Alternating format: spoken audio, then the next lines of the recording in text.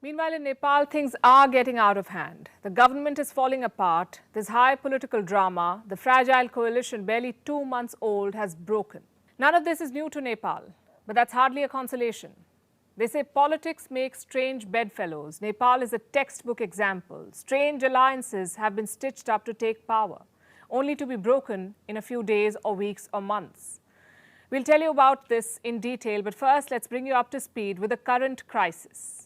At the center of the drama is this man, Pushp Kamal Dahal, also known as Prachand. He is the Prime Minister right now. He stitched a 7-party coalition to come to power, 7 parties. And that was barely 2 months ago. And now 3 of his allies have walked out of the government. This includes his largest ally, the party led by former Prime Minister KP Sharma Oli. Why did they leave? Oli's party says Prachand's behavior made it difficult for them to continue. The Prime Minister directed the Foreign Minister to cancel her foreign trip. It did not seem appropriate to us to stay in the government after he asked to leave the government voluntarily or work as a minister without portfolio. So the party has decided to leave the government and withdraw our support. So what really happened? You see, the election for Nepal's next president is due. It is scheduled for the 9th of March. The opposition fielded Ram Chandra Paudel as its candidate. Oli's party fielded a man called Subhash Nembang. And here's the twist. When the time to offer formal support came, Prachand picked the opposition's candidate.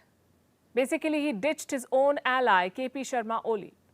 And that has left them angry. Prachand has been accused of betraying the understanding among all his allies. But then again, why did Prachand do it? Why did he jump ship? Reports say he wanted a national consensus among all parties, a consensus to share posts like president and vice president amicably. But his idea was shot down by Oli. Now, with Prachand's latest experiment in tatters, another party is back in the game. It's called the Nepali Congress. It's the single largest party in Nepal's parliament, led by another former Prime Minister, Sher Bahadur Deuba. He is now critical to the survival of this government. Without his support, the Prime Minister will not be able to continue. And the Prime Minister will face a no-confidence vote. So that's where things stand right now, which brings us to the larger problem in Nepal's politics. It's basically a game of musical chairs and the unabashed hunger for power.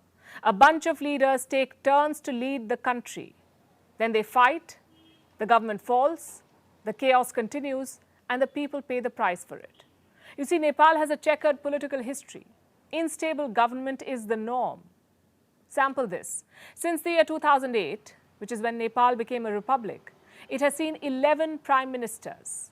In the last 8 years alone, 7 governments have changed. 7 governments in 8 years. And every change follows the same pattern. Power has been concentrated in the hands of 3 individuals. Who are these people? First is Pushp Kamal Dahal, who heads the Communist Party of Nepal, the Maoist Centre faction. He's been Prime Minister twice, and this is his 3rd stint. Then there's KP Sharma Oli. He heads the Marxist-Leninist faction of the Nepal Communist Party. He's been Prime Minister twice too. And then there's Sher Bahadur Deuba, again a 2-time Prime Minister and leader of the Nepali Congress. None of them has completed a full term in power, not one Prime Minister. And that's because they're busy toppling the other person's government. Take this current government, for instance. The Nepalese general elections last year threw up a hung parliament. There was no clear winner, meaning no party had a clear majority. Prachand won 32 seats. He was reportedly in talks with Deuba's party to form a government. Deuba was all set to be the next Prime Minister of Nepal, but then Prachand dumped him at the 11th hour, and he went with KP Sharma Oli to become the Prime Minister himself. I'm feeling very happy and proud. There's a lot of responsibility and challenges. I've felt this. Feeling happy and proud, he said. But what about the people of Nepal? What does this political drama cost them?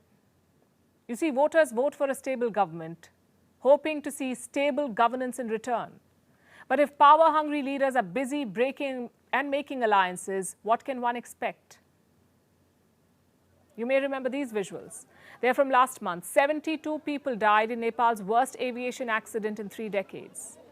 Reports say it was due to an engine problem, but this accident also highlighted the negligence by Nepal's political class, how lack of reform and action is killing the aviation sector, and that too in a country that depends so heavily on tourism. Which brings us to Nepal's economy, crashing like its planes. The Nepali rupee is weakening against the US dollar. Banks are struggling to recover loans. I could go on, but you get the point. Prachand may or may not survive the latest political turmoil. But power-hungry politicians are taking a toll on the country. The Prime Minister may change, the story may not.